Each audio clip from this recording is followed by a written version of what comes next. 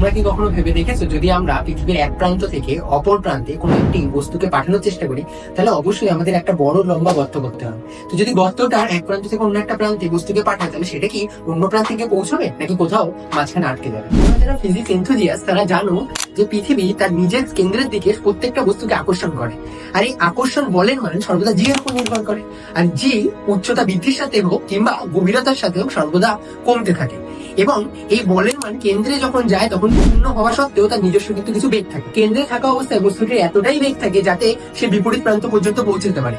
বিপরীত প্রান্তে পৌঁছে সেটি আবার পুনরায় তার পূর্ববর্তী প্রান্তে বারবার রিপিটেড টাইম পুনরাবৃত্তি করতে থাকে। এক্ষেত্রে আমরা দেখতে পাই যে জি এর মান দূরত্বের সাথে পরিবর্তনশীল হচ্ছে এবং বারবার একই সরলরেখা বরাবর জিনিসটি রিপিট করছে। তো এইটার থেকে তোমাদের মাথায় কি আসে? এসেছে, রাইট? তার মানে আমরা বুঝতে পারলাম যে যদি আমরা পৃথিবীর এক প্রান্ত থেকে অন্য প্রান্ত বরাবর একটি হাইপোথেটিক্যাল টানেল কল্পনা করি, তাহলে তার মধ্যে বস্তুটি